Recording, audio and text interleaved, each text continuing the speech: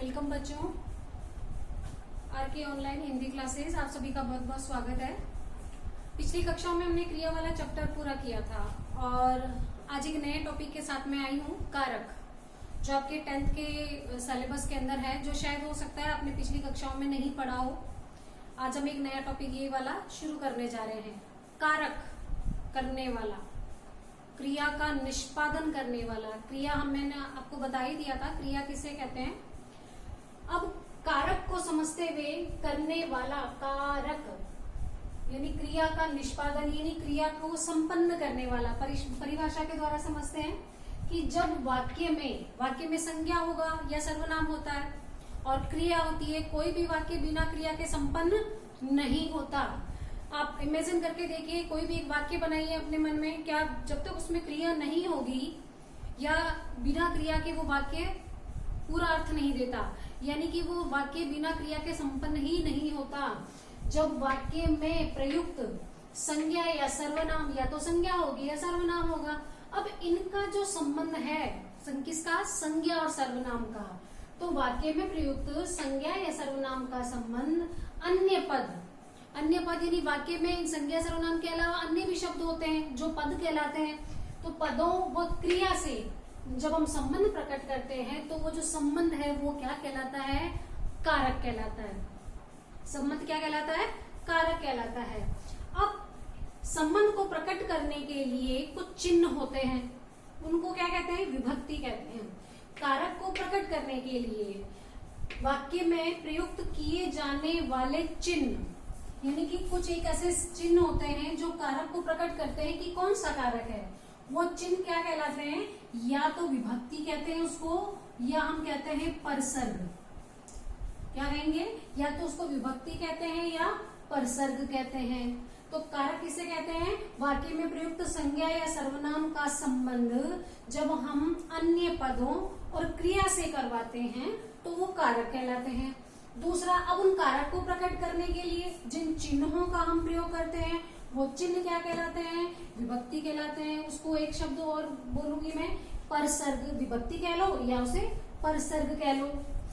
अब एक वाक्य के द्वारा मैं आपको समझाती हूँ। देखिए, राहुल ने रमेश को कक्षा में बस्ते से पुस्तक देने को कहा।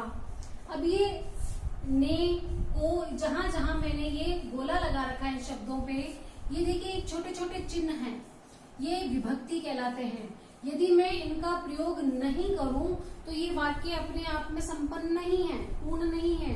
राहुल संज्ञा है, रमेश भी संज्ञा है, कक्षा भी एक संज्ञा है, बस्ता भी एक संज्ञा है, पुस्तक, और देना और कहना क्या है, क्रिया है। तो जब वाक्य में प्रयुक्त संज्ञा या सर्वनाम का संबंध जब हम अन्य पदों से और क्रिया से करवाते हैं तो ये जो चिन्ह हैं जो प्रकट कर रहे हैं कारक को, ये चिन्ह क्या कहलाते हैं, विभक्ति कहलाते हैं। और ये जो पूरी प्रक्रिया है ये क्या है, ये जो जो चिन्ह है ये कारक है।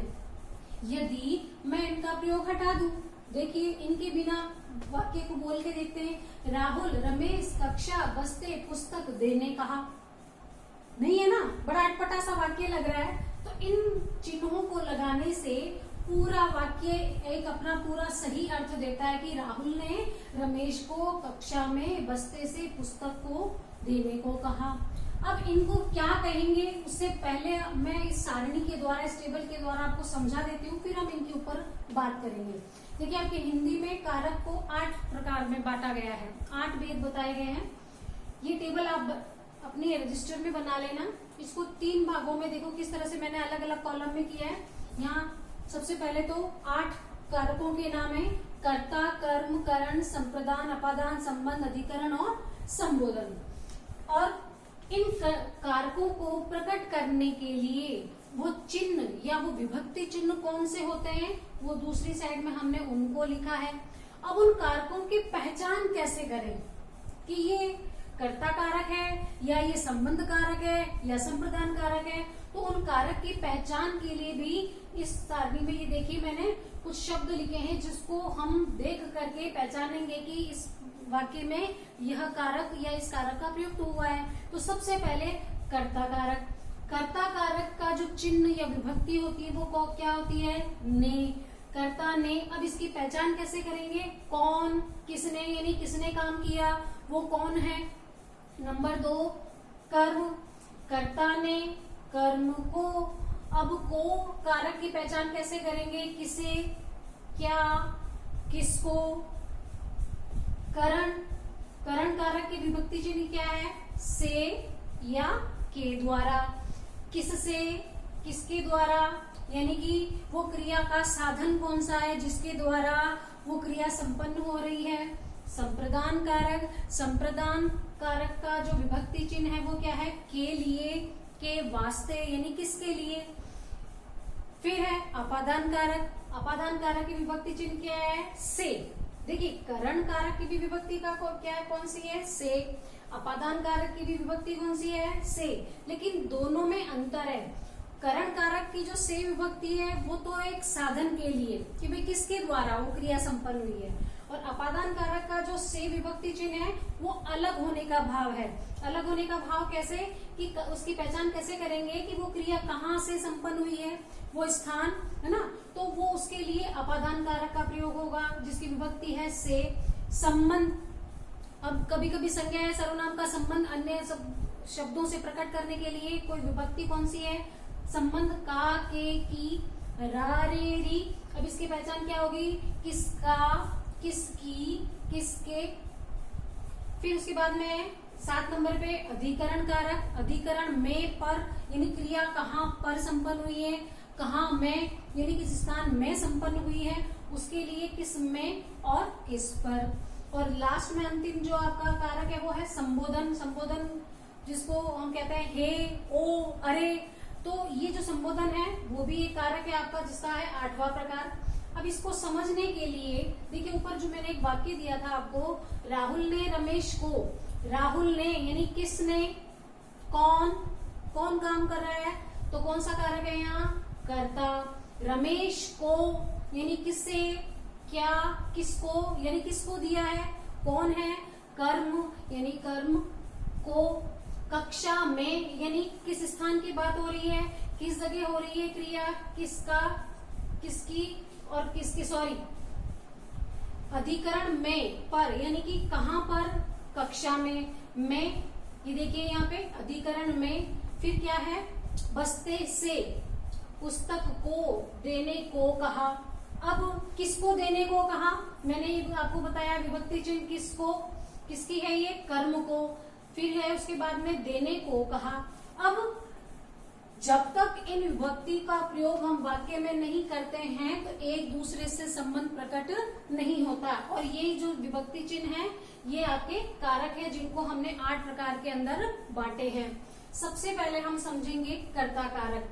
कर्ता कारक क्या होता है, संज्ञा सर्वनाम के जिस रूप से क्रिया के करने वाले का बोध हो, यानी क्रिया कौन कर रहा है। देखिए पहचान मैंने आपको बताई थी, यानी क्रिया किसने संपन्न की है, वो करने वाला कौन है, कर्ता कारक कहलाता है। कुछ वाक्यों के द्वारा मैंने ये समझाया है, राजीव फल खाता है। फल किसने खाया है, वो खाने वाला व्यक्ति कौन है, राजीव। तो राजीव यहाँ पे क्या है, कर्ता कारक है। और इसकी विभक्ति चिन्ह मैंने क्या बताई थी, ने विभक्ति चिन्ह मैंने आपको बताया था।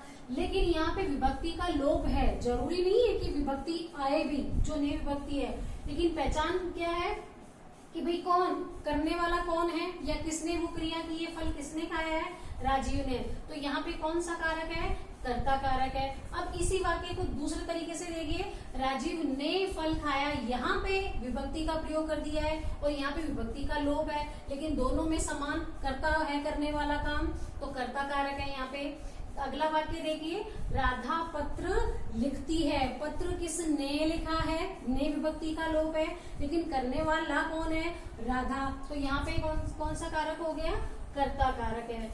यही वाक्य दूसरे तरीके से, पत्र किसने लिखा है, ने विभक्ति आ गई है यहाँ पे, लेकिन करने वाला कौन है, राधा। तो यहाँ ने विभक्ति का लोप है, यहाँ हमने ने विभक्ति का प्रयोग किया है। तो विभक्ति आ भी सकती है और यहाँ पे विभक्ति का लोप भी है, लेकिन पहचानना कैसे, कौन, किसने, यानी क्रिया किसने संपन्न की है, तो वो करने वाला कौन है बेटा, कर्ता कारक। ओके, अगला वाक्य देखिए, राधा को पत्र लिखना है। अब आप कहोगे कि मैम ये कर्ता का जो विभक्ति चिन्ह है वो क्या है, ने है। लेकिन ये देखिए को का प्रयोग हुआ है, इसका मतलब ये नहीं है कि यहाँ पे दूसरा कारक है। आपको इतना पहचानना है, इसकी पहचान मैंने आपको बताई थी, कौन और किसने।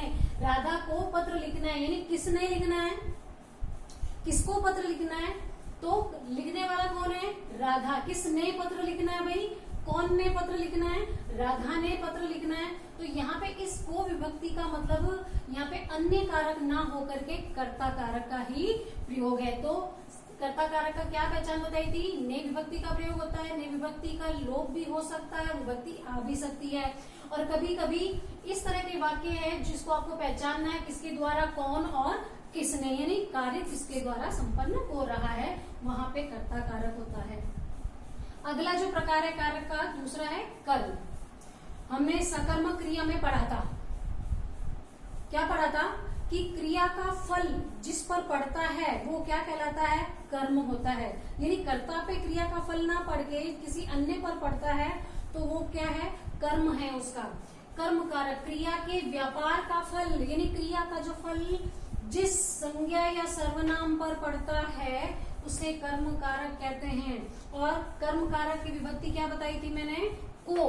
इसकी पहचान किसे, क्या और किसको, किसने या किसके वो नहीं है, किसे, क्या और किसको। अब देखिए वाक्यों को देखिए, इसके द्वारा हम समझते हैं इसको।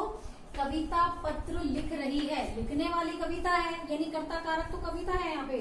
लेकिन किसको लिख रही है, पत्र को लिख रही है। क्या लिख रही है, पत्र लिख रही है। किसे लिख रही है, पत्र लिख रही है। यानी कि यहाँ पे तीनों का जो जवाब है वो क्या आ रहा है, किसके ऊपर आ रहा है, पत्र के ऊपर आ रहा है। क्या लिखा जा रहा है, पत्र। यानी कि क्रिया का जो यहाँ पे सीधा फल है वो कर्ता पे ना आकर के किसके ऊपर आ रहा है, कर्म पर आ रहा है। तो यहाँ ये तो हो गया कर्ता कारक, और ये क्या हो गया, फल किसके ऊपर आ रहा है, को, यानी पत्र को लिखा जा रहा है। क्या लिखा जा रहा है, पत्र लिखा जा रहा है। तो यहाँ पे कर्म कारक होगा।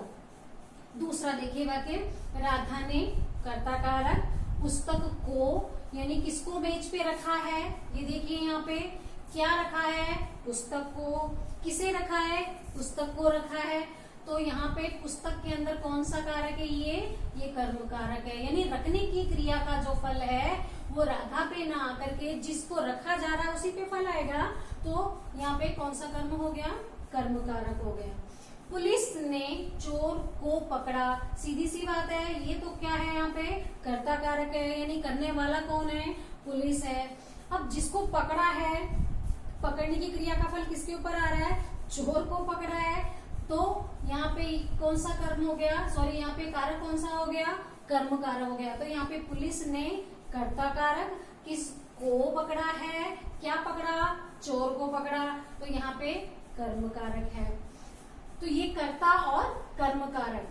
अब कर्म कारक के अंदर कुछ दो मुख्य बातें हैं जो मैं आपको समझा देती हूँ। कभी कभी क्या होता है कि जब क्रिया कहना और पूछने वाली क्रिया हो रही है, कौन सी क्रिया, कहना और पूछना, तो जब ये क्रिया होती है तो वहां पे क्या होता है, को की जगह पे से का प्रयोग होता है। अब से करण कारक के लिए भी होता है और अपादान के लिए भी होता है।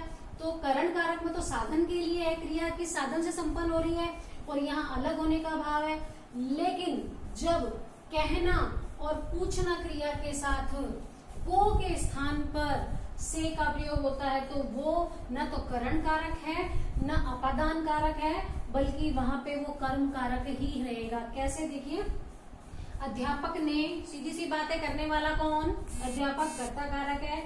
बालक से प्रश्न पूछा, अब पूछा किसको, बालक को, है ना। किसे पूछा है, किससे पूछा है, बालक से पूछा है।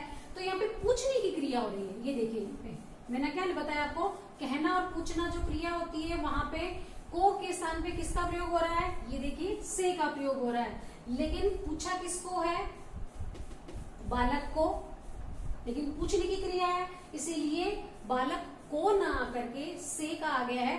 तो यहाँ पे कर्म कारक ही होगा। दूसरा, राम ने श्याम से कहा, मैंने क्या बोला था, कहना और पूछना। कहना और पूछना में को की जगह से का प्रयोग होता है, लेकिन से किसके रूप में आया, कौन से कारक के रूप में आया है, कर्म कारक के रूप में आया है। किसको पूछा है? श्याम को पूछा है। आ रही बात समझ में? तो जब क्रिया के साथ में कहना और पूछना ये दोनों क्रियाएं होती हैं तो वहां पे को के स्थान पे से का प्रयोग होता है और वो से कर्म कारक के रूप में आता है। एक विशेष नियम और देखिए, मानसिक आवेग। मानसिक आवेग कौन से होती है? जो शारीरिक जो प्रक्रिया है, जैसे क्रोध है, भूख है, सर्दी है, गर्मी है, प्यास है, ये मानसिक जितने भी जो आवेग हैं, इनको जब हम प्रकट करते हैं किसी वाक्य में तो क्या होता है? को का प्रयोग होता है, लेकिन तो वह कर्म कारक ना होकर कर्ता कारक होता है। क्यों? क्योंकि को किसकी विभक्ति है? कर्म की विभक्ति है। लेकिन मैंने क्या बता रही हूँ आपको कि मानसिक आवेग, क्रोध, भूख, प्यास, सर्दी, गर्मी, जब ऐसे आवेग हम प्रकट करते हैं तो इनको प्रकट करने के लिए हम को का जब हम प्रयोग करते हैं तो वह कर्म कारक नहीं है, वो कर्ता कारक के रूप में प्रयोग होता है। देखिए कैसे वाक्यों के द्वारा समझते हैं। राम को सर्दी लग रही है, भाई लगने वाली सर्दी किसको लग रही है?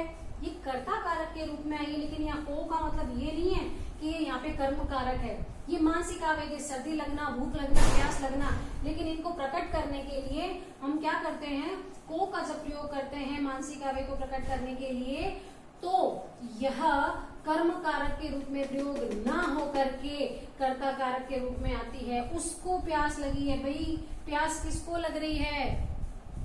कर्ता है यहाँ पे कौन? उसको। तो इसलिए यहाँ पे कर्ता कारक है ये दोनों, ना कि कर्म कारक है। तो आज हमने इस क्लास में दो कारक समझे हैं, एक तो कर्ता कारक और दूसरा कर्म कारक। इस टेबल को आपको अच्छे से लर्न करना है, तभी आप अपने आगे के जो चैप्टर है कारक वाला उसको कंप्लीट कर पाओगे।